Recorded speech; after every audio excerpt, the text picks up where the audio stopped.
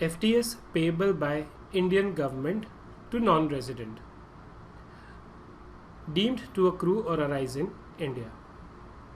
Income by way of fee for technical services shall be deemed to accrue or arise in India if it is payable by Indian government to a non-resident. मतलब अगर एक non resident है और Indian government एक non resident है, Indian government इसको फी for technical services पे करती है, ये इंडिया में डीम टू अक्रू और अराइज होगा. This FTS will be deem to accrue और arise in India without any exceptions. मतलब इसका मतलब ये नहीं है कि आप किस चीज़ के लिए इसको पे कर रहे हैं. अगर इंडियन गवर्नमेंट ने पे करी है तो it will be deem to accrue और अराइज इन इंडिया, चाहे प्रोजेक्ट इंडिया में है चाहे प्रोजेक्ट इंडिया के बाहर है. लेकिन अगर कोई इंडियन रेजिडेंट पे करता है, FTS payable by Indian resident, उस केस में ये सेम रूल एप्लीकेबल नहीं होता. Income by way of fee for technical services shall be deem to accrue और arise in India if it is payable by a person who is a resident in India to a non resident.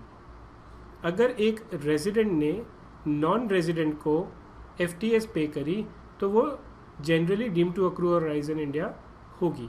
However there are 2 exceptions. इसमें 2 exceptions हमारे जो हैं वो रहते हैं. वो क्या होंगे? Where FTS is payable by a resident in respect of technical services utilized in a business or profession carried on by the resident outside India. अगर इस रेजिडेंट का इंडिया के बाहर कोई बिजनेस और प्रोफेशन है और जो सर्विसेज ये नॉन रेजिडेंट ने इनकर करी हैं या प्रोवाइड करी हैं जिसके लिए उसको FTS की पेमेंट हुई है वो इंडिया के बाहर यूटिलाइज हुई हैं, उस केस में ये FTS इंडिया में डीम टू अक्रू और अराइज नहीं होगा. Second, where FTS is payable in respect of technical services utilized for the purpose of making or earning any income from any source outside India.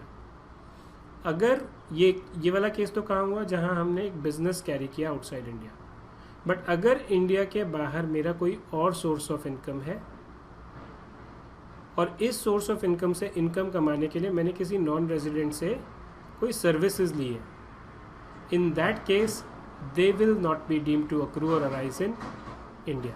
The next question is, अगर एक non resident ने दूसरे non resident को कोई payment करी है FTS की, non resident 1 non resident 2, इसने इस नॉन रेजिडेंट को कोई FTS की पेमेंट करी है, क्या ये इंडिया में डीम टू अक्रू और अराइज होगी? एज अ जनरल रूल ये इंडिया में डीम टू अक्रू और अराइज नहीं होती है. सिर्फ 2 कंडीशन है जिस केस में ये इंडिया में डीम टू अक्रू और अराइज मान ली जाती है. FTS payable bye non resident shall be deemed to accrue or arise in India when any of the following conditions are satisfied. मतलब अगर ये कंप्लीट हो गई तो भी, अगर ये कंप्लीट हो गई तो भी. ऐसा नहीं है कि दोनों के दोनों इकट्ठी होनी चाहिए. इन दोनों में से अगर एक भी कंप्लीट हो गई या एक भी सेटिस्फाई हो गई तो जो ये फी फॉर टेक्निकल सर्विसेज एक नॉन रेजिडेंट दूसरे नॉन रेजिडेंट को पे कर रहा है, it will be deem to accrue और arise in India. First one क्या है? Where the fees are payable in respect of services utilized in a business or profession carried on by the non-resident in India.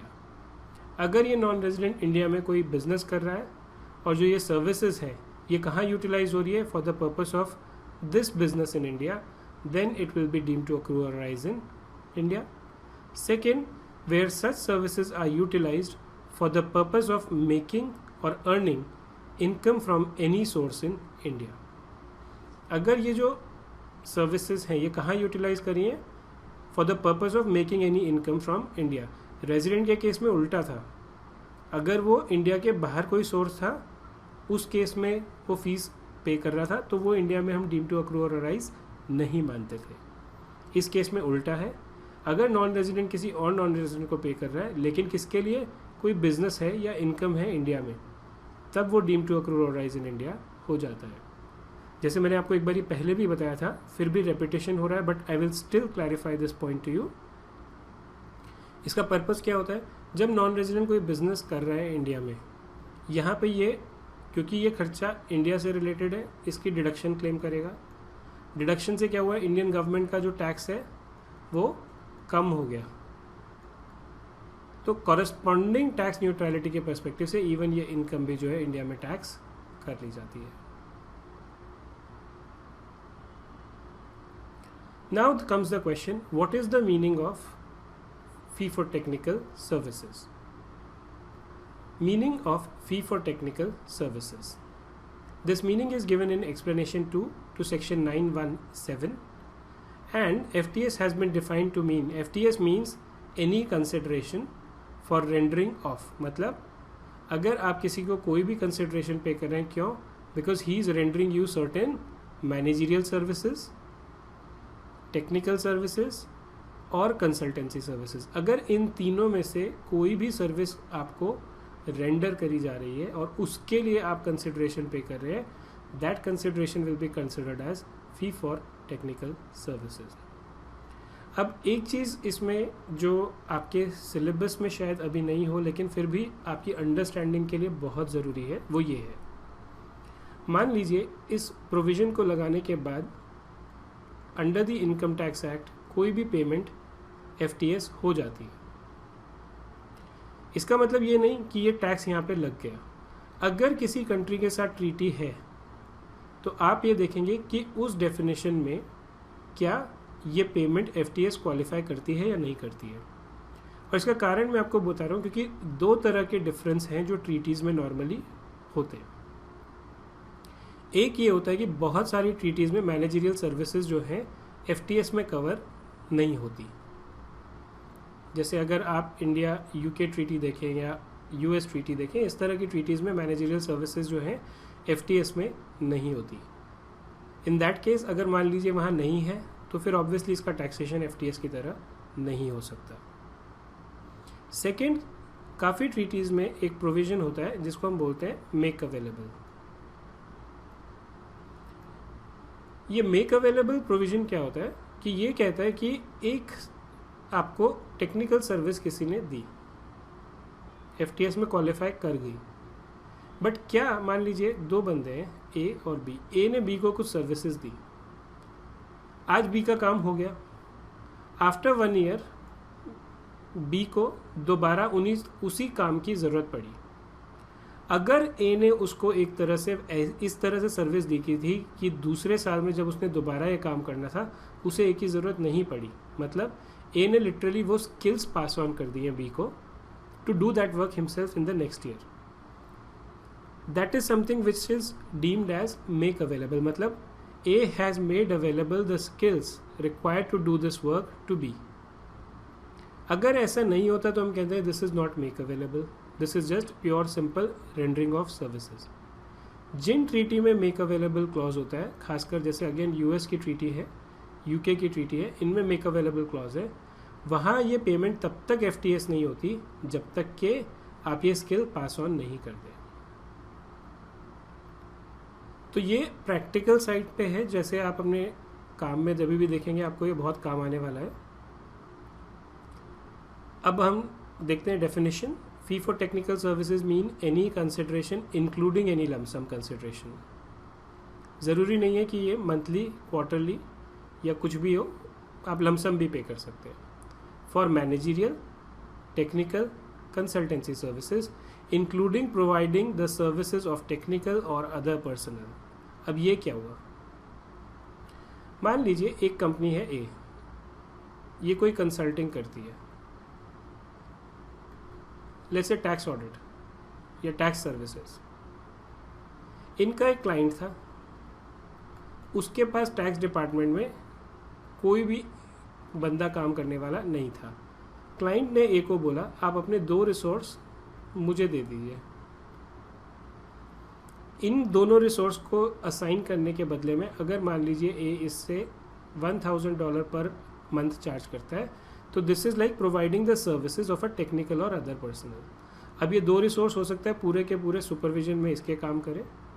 अगर ये सिर्फ fixed amount ले रहा है, even then it will amount to provision of services of technical or other personnel and will be covered under fee for technical services.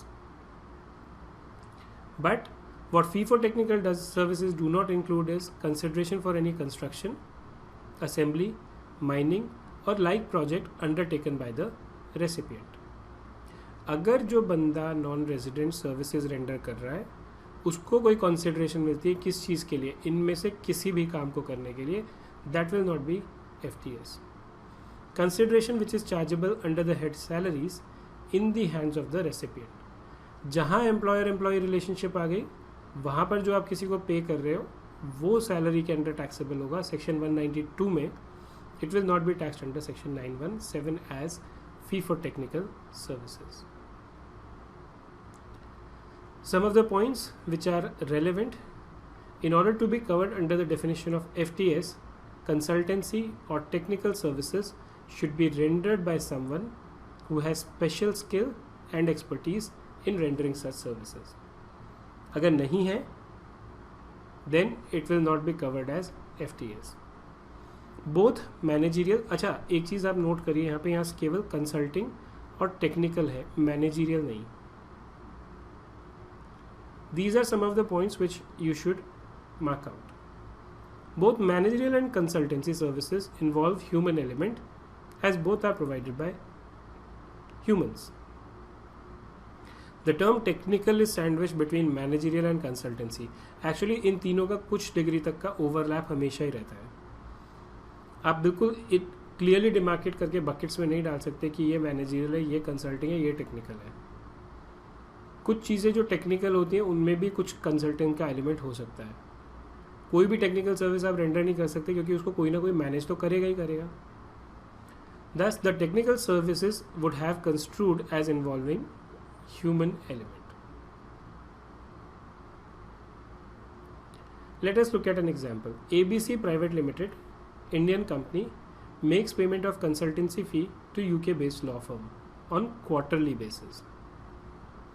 Whether such periodic payment would be treated as FTS under section 917 of the Act. India में एक कोई company है, UK की एक law firm है, उससे कुछ services ले रही है. अब ये कंसल्टिंग में कवर्ड हो जाएगा क्योंकि लॉ फर्म है, they have some specialised skill, right. So therefore this will qualify as FTS. Fee for technical services, let's look at the explanation or the way you should write your answers. Fee for technical services includes rendering of any consultancy services, especially by a person having special skill or expertise. In this case, the UK law firm has special skill and expertise to provide consultancy services. The term FTS includes both lump sum payments and periodic. Lump sum का हमने यहाँ mention क्यों किया, क्योंकि इस question में हमें बोला गया था कि पेमेंट जो है वो क्वार्टरली बेसिस पे हो रही है. ज़रूरी नहीं है कि ये मंथली हो सकता है मंथली भी हो सकता है लमसम में क्वार्टरली भी हो जाए. Thus, periodic payments made by ICO would be treated as FTS under the IT Act. Second, BCL India Private Limited makes payments to testing laboratory in UK for carrying out quality testing on products manufactured by it. BCL ने कुछ lab testing services avail करी from a testing lab in UK. Lab reports are generated by machines without any human intervention. मतलब इस lab की testing में जो भी काम होता था आप सिर्फ मशीन के थ्रू करते हैं, इसमें ह्यूमन एलिमेंट नहीं है. Whether such payment by ICO would be treated as FTS. Now, foreign lab has rendered technical services. इसमें तो कोई डाउट नहीं है, right? But in order to be treated as FTS, human intervention is required. ये decision जो है एक right florist का केस है जो गूगल के केस में था. वहाँ पर ये हेल्ड किया था कि एक ह्यूमन इंटरवेंशन होना ज़रूरी है. Testing services rendered by foreign lab do not involve any human intervention. Thus, payment for such services could not be treated as FTS. Example 4. GLF Private Limited was engaged in real estate business. It has employed non-resident civil engineers to work on its commercial project in India who carry out designing work. Whether remuneration paid to civil engineers can be treated as FTS. ये एक real estate company थी इसको अपने projects का design करना था, उसके लिए उसने नॉन रेजिडेंट इंजीनियर्स जो थे, जो इंडिया के बाहर थे, इनसे कुछ सर्विसेज ली, राइट. लेकिन सर्विसेज कौन सी थी? They had employed them and they had paid them remuneration.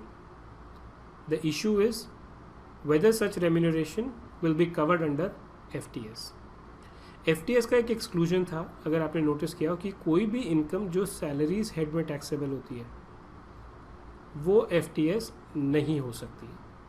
इस केस में जो ये नॉन रेजिडेंट इंजीनियर एम्प्लॉय किए हैं, ये कंसल्टिंग वाले नहीं है, ये एम्प्लॉयमेंट में है, इसलिए इनका जो रेम्यूनरेशन है वो FTS में टैक्सेबल नहीं होगा. Such payment would be taxable as salary in the hands of the engineer. Let's look at the next example. Badani Power Limited makes payment to buy ink for construction of a power project. ये एक company है, ये एक foreign company है. Whether such payment would be considered as fee for technical services. अब हम discuss कर रहे हैं अभी इनकम टैक्स एक्ट के बारे में, या क्योंकि यूएसए में, जैसे मैंने आपसे बोला था, एक मेक अवेलेबल का क्लॉज है. अगर उसको अप्लाई करें तो बहुत सारी कंडीशंस और देखनी पड़ेंगी. For the timing let us assume we are just talking about ITAX, right. Now these services are what? Consideration paid on construction, mining and like project is specifically excluded from the definition of FTS. Thus, the payment made for construction of a power project would not be considered as FTS. Right? इस case में जो payment है वो construction के relation में है, इसलिए ये एक्सक्लूजन में फॉल करेगी. एग्जाम्पल 6.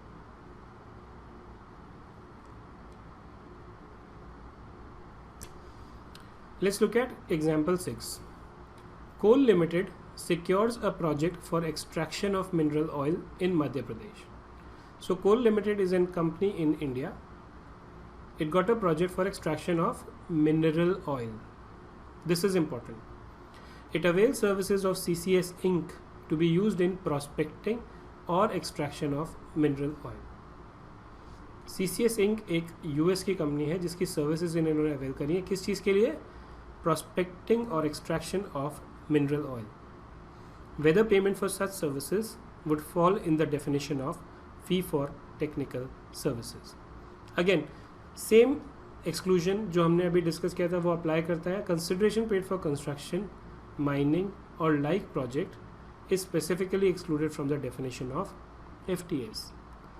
इस केस में आपका जो है, if you look at it, what is the payment being made for prospecting or extraction of mineral oil. Thus, payment made to avail services on project would not be considered as FTS. However, such payment would be taxable as per the provision of section 44BB.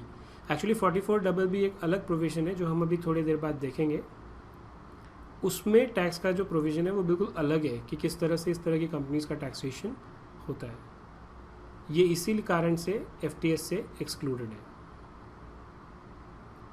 Now all these examples we need to see whether under the DTAA it will qualify as an FTS or not. Factors that do not affect the taxation of interest, royalty and FTS. Explanation to section 9(2). Now for the purpose of the Income Tax Act and taxation under the Act of interest, royalty and FTS, there are certain factors which are not relevant.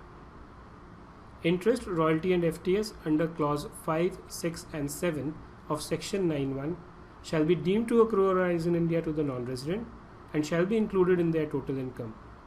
It shall not make any difference in the tax treatment whether or not non-resident has a residence in India.